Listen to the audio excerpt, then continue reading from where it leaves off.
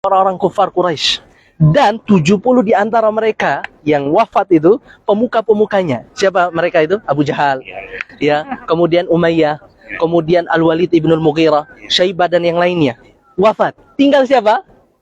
Yang dituakan? Abu Sufyan. Abu Sufyan. Abu Sufyan. Jadi banyak sekali ghanimah yang didapatkan. Kemudian orang-orang kafir Quraisy itu meninggal dunia. Akhirnya khabar tentang kemenangan kaum muslimin itu didengar oleh orang-orang banyak. Jadi mulailah kaum muslimin itu disegani. Nah, Abu Sufyan sakit hati. Akhirnya dia pulang menyusun lagi pasukan. Berapa banyaknya? 3.000 pasukan. 3.000 pasukan. Di perang apa? Perang Uhud. Perang Uhud di tahun ketiga Hijriah. Nah, setelah Rasulullah SAW tahu ini, orang-orang Mekah, orang-orang kafir Quraisy sudah keluar dari Mekah, ingin menyerang mana? Madinah. Rasulullah SAW mengumpulkan para sahabatnya, bermusyawarah dengan para sahabatnya. Gimana ini? Kita keluar melawan mereka atau kita dulu di sini, ibu-ibu, bapak-bapak juga, ada benteng di sini, benteng Madinah. Benteng Madinah. Kita keluar melawan mereka atau kita berdiam diri di dalam benteng? Para sahabat berbeda pendapat. Rasulullah, kita diam saja di dalam. Nanti kalau mereka sudah mendekat, nanti tinggal kita siram saja dengan minyak yang panas, atau misalkan kita panah mereka dari dalam dan seterusnya. Ada juga yang mengatakan, Rasulullah, kami ini belum merasakan Badar. Kan dulu kan Badar itu dibantu siapa? Para malaikat. Jadi kami juga ingin merasakan itu, Masya Allah, bantuan itu yang Allah Subhanahu Wa Taala utus malaikat-malaikatnya untuk membantu kaum muslimin. Nah, Hamzah bilang, wah Rasulullah, kalau misalkan kita tidak keluar, maka kita akan dikatakan pengecut, penakut. Intinya, mayoritas pendapat saat itu keluar. Oleh karena itu kata Rasulullah SAW, kalau begitu kita keluar saja. Tapi sebelum kita keluar, saya sudah bermimpi. Apa mimpi Rasulullah? Saya melihat pedang saya retak.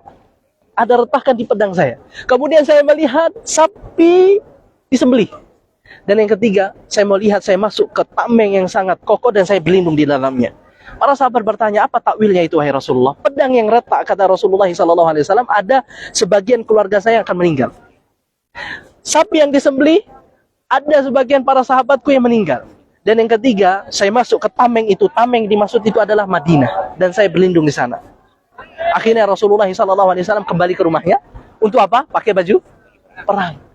Saat Rasulullah balik ke rumahnya, sebagian para sahabat ini mengatakan, kayaknya kita ini terlalu memaksakan pendapat kita kepada Rasulullah SAW. Mungkin kayaknya Rasulullah itu pengennya diam di dalam. Kenapa kita harus memaksakan beliau untuk keluar? Akhirnya beberapa sahabat datang ke rumah Rasulullah SAW, dan saat itu Rasulullah sudah memakai baju perangnya. Kemudian mereka mengatakan kepada Rasulullah, kayaknya kami salah. Kayaknya kami sudah memaksakan pendapat kami kepada engkau, wahai Rasulullah. Tidak apa-apa, ya Rasulullah, kita tinggal saja di dalam. Apa kata Rasulullah? Karena sudah pakai baju perang, kata Rasulullah SAW, tidak layak bagi seorang nabi untuk membuka kembali pakaiannya, baju perangnya itu, kecuali Allah sudah tentukan apakah dia menang melawan musuhnya atau dia kalah. Akhirnya Rasulullah SAW keluar bersama berapa para sahabat? Ada yang masih ingat? Berapa para sahabat? 700 para sahabat. Dan 700 para sahabat saat itu kemudian diikuti juga dengan 200 orang-orang munafikin. Tapi kita tahu kalau mereka keluar itu sudah tujuannya untuk mengacaukan keadaan saat itu. Akhirnya Rasulullah SAW keluar. Jadi Madinah itu, ibu-ibu, di sana dia. Ya, di sana. Ketika itu Rasulullah pengen keluar itu, orang-orang kafir Quraisy sudah dekat dengan ini. Jadi ini yang di jalan raya itu ada benteng. Dari situlah mereka ingin masuk ke Madinah. Nah, Rasulullah SAW masih di sana. Sallallahu alaihi wasallam. Nah, kalau Rasulullah sallallahu alaihi wasallam langsung keluar ke mereka, maka mereka akan langsung diserang oleh orang kafir Quraisy. Jadi Rasulullah sallallahu alaihi wasallam disebutkan itu bermanuver. Dia ini masih ada kormanya ini. Jadi beliau memutar ke sini, kemudian sampai di sana. Kurang lebih di sana. Nah, jadi orang-orang kafir Quraisy itu ya, tidak jadi mereka masuk lewat benteng ini. Jadi mereka berhadapan dengan orang-orang musyrik, orang-orang muslimin itu di sana. Supaya apa? kalau mereka langsung melawan Rasulullah di depan itu, jamaah sekalian, ketika misalkan kaum muslimin itu kalah, secara mudah mereka itu masuk untuk menyerang benteng. Akhirnya Rasulullah SAW mengajak mereka berperang di sana. Nanti kalau misalkan, kenapa Tommy? Iya, menjauh. Nanti kalau mereka sudah menang, misalkan seperti itu, melawan kaum muslimin, mereka butuh waktu lagi untuk apa? Masuk Madinah. Seperti itu. Mada izin minum dulu kombi ya? Iya, bismillah. Iklan dulu. Kita Bawi dari sini di mana, Ustaz? Ya? Kita Bawi dari sini. Di sana, iya, di sana kurang lebih. Nah, jadi di arah kanan kita itu, selatan kita itu Mekah. Nah, selatan kita itu Mekah. Baik. Kita lanjut sedikit. Jadi, tadi kaum pasukan orang-orang kafir Quraisy berapa jumlahnya? 3.000. Kemudian orang-orang muslimin 700 plus 200 orang-orang munafikin. Nah, dari 700 itu ada yang Rasulullah SAW letakkan di sini. Di bukit ini 50 orang. Untuk apa? Memanah orang-orang kafir Quraisy. Jadi pemanah semua di sini nih. Kalau bahasa kita snipernya itu di sini. Nah, yang handal, yang mahir itu, yang jarak tembaknya itu jauh, itu Rasulullah SAW letakkan di sini. Dan orang-orang di sini atau pasukan pemanah di sini itu dipimpin oleh sahabat yang mulia Abdullah bin Jubair. Ada Abdullah bin Jubair, ada Abdullah bin Zubair. Jadi yang di sini itu Abdullah bin Jubair, dan Rasulullah SAW memberikan pesan kepada mereka untuk tidak turun. Mau kalah, mau menang, harus tetap di situ. Sampai tunggu ada instruksi kembali Rasulullah SAW. Nah, jadi mulailah di sana itu ibu-ibu, peperangan terjadi yang luar biasa. Jadi dulu kalau di perang Badar itu biasanya perang itu dimulai dari duel, satu lawan satu.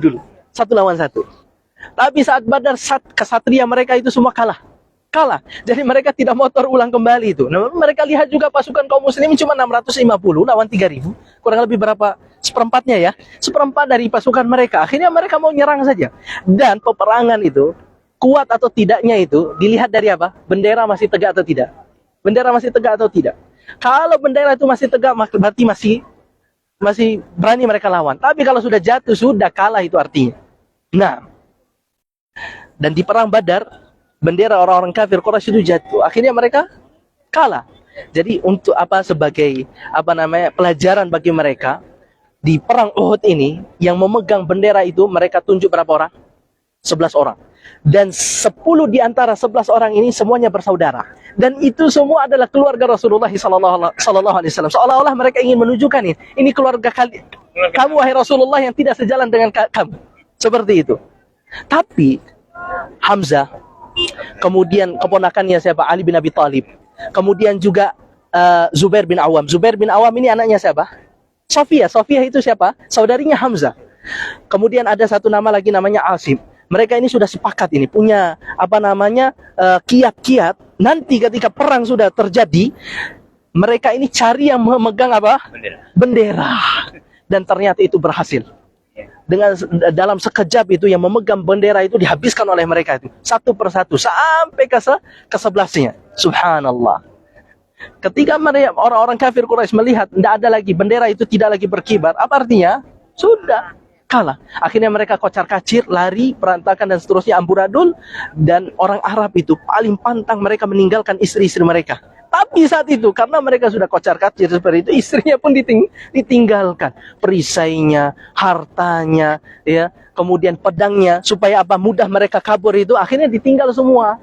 Nah, melihat kaum muslimin yang 650 orang itu, mereka ada di antara mereka yang mengumpulkan ghanimah, ada di antara mereka yang mengejar orang-orang musyrikin itu. Para sahabat yang ada di sini, melihat kasihan orang-orang yang ada di bawah ini, masa mereka saja yang mengumpulkan ghanimah. Bukan niat buruk, tidak. Mereka ingin membantu yang di bawah itu, bukan ingin mengambil ghanimah itu. Kita tahu kan mengambil ghanimah sebelum bagikan itu haram atau halal? Haram. Namanya istilahnya itu harta ghulul, harta rampasan perang yang diambil sebelum dibagikan oleh Rasulullah SAW. Jadi mereka turun ini bukan karena ingin ambil ghanimah, tapi mereka turun itu ingin membantu sahabat yang lainnya sedang mengumpulkan ghanimah. Ketika mereka hendak turun, sebagian para sahabat Abdullah bin Jubair sebagai pemimpin mereka di sini melarang, menegur, "Enggak, jangan. Rasulullah SAW sudah berpesan tadi apa? Untuk tetap di sini, mau kalah mau menang." Tapi mereka mengatakan, "Weh, sudah lari semua itu. Pas orang-orang kafir Quraisy sudah lari semua, sudah. Tidak ada lagi, mereka sudah kembali ke Mekah." Akhirnya mereka membangkang. 43 orang turun sini. Nah, di sini ternyata dari 3.000 orang itu ada 200 pasukan yang disuruh sama Abu Sufyan untuk tidak ikut perang. Dan pasukan itu terdiri dari pemuda-pemuda kafir Quraisy yang dipimpin oleh Khalid bin Walid. Di mana mereka ditaruh ini? Nih, di lembah itu, di bawah jembatan itu. Jadi mungkin dulu itu lebih dalam lagi sehingga orang-orang pemanah-pemanah di sini tidak bisa melihat mereka di situ. Nah, ketika 43 itu turun dari sini, membantu orang-orang kaum muslimin mengambil ghanimah dan seterusnya, dilihat sama Khalid bin Walid CS itu, karena mereka tahu di sini sudah kekuatannya kaum muslimin. Akhirnya turun 43 itu tinggal berapa? 7 orang. Akhirnya Khalid bin Walid memutar situ. Memutar dari belakang, kemudian dihabisi semua di atas itu, 7 orang semua mati syahid. Setelah itu baru mereka turun, 200 orang itu memencar.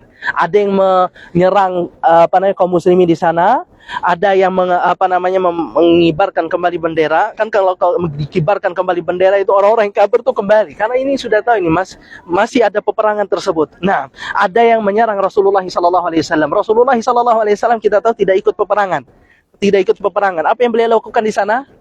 Di bawah bukit sana, berdoa kepada Allah Subhanahu wa taala. Dan subhanallah, jemaah sekalian, dulu ada pemimpin Madinah itu yang bernama Amir Al-Fasiq, ya. Sebelum datang Rasulullah, dia sudah mau dinobatkan sebagai raja Madinah. Tapi ketika Rasulullah datang dengan agama Islamnya, tidak jadi. Orang-orang Madinah memilih Rasulullah SAW. Dia sakit hati. Kemana dia pergi? Ke Syam. Berpura-pura jadi orang Nasrani. Kemudian ketika dia tahu nih khabar orang-orang kafir Quraisy ini ingin menyerang Madinah, dia balik ke Madinah. Apa yang dilakukan? Dia gali di sini lubang-lubang yang banyak dan dalam. Supaya apa? Nanti ada kaum muslimin atau Nabi SAW yang jatuh di sana. Dan ternyata itu berhasil. Jadi Rasulullah SAW ketika itu ada kurang lebih, kalau tidak salah 4-5 sahabat yang menjaga beliau, beliau diserang. Akhirnya beliau terpukul mundur, jatuh betul dia di bawah lubang tersebut. Akhirnya kita tahu ya kisahnya, Rasulullah SAW dihantam pundaknya, ditusuk topi besinya sampai pipi beliau ini terluka dan seterusnya. Dan subhanallah setelah itu Allah Subhanahu wa taala memudahkan sebagian para sahabat untuk membantu Rasulullah, di antaranya Thalhah bin Ubaidillah, dan juga ada subhanallah ada sahabat wanita yang bernama Nusaybah bintu Ka'ab. Jadi kalau kita ibu-ibu, bapak-bapak ya dikarunia anak wanita, maka namai anak kita dengan ini, Nusaybah. Karena apa kata Rasulullah SAW? Beliau bersaksi bahwasanya ketika beliau diserang saat itu, siapa yang mematahkan panah-panah orang-orang kafir Quraisy itu? Nusaybah, perempuan. Dan dia yang motivasi suaminya, anak-anaknya untuk jihad. Subhanallah. Terjadilah apa yang terjadi, banyak korban dan seterusnya. Kalau tidak salah 70 ya Ustaz ya. 70 syuhada Uhud. Mana dia makamnya Ustaz? Di situ ya. Di situ. Makamnya di situ. Kalau tidak salah ada makam yang lumayan besar itu Ustaz ya. Katanya wallahu taala alam itu makamnya Hamzah, karena posturnya memang yang besar dan seterusnya, dan beliau digelari dengan Sayyidus Syuhada, penghulunya para syuhada, seperti itu. Wallahu taala alam. Mungkin ada tambahan Ustaz? Fadhal Ustaz. Jazakumullah khairan. Ya mungkin itu sejarah singkat sekilas tentang peperangan Uhud. Nah,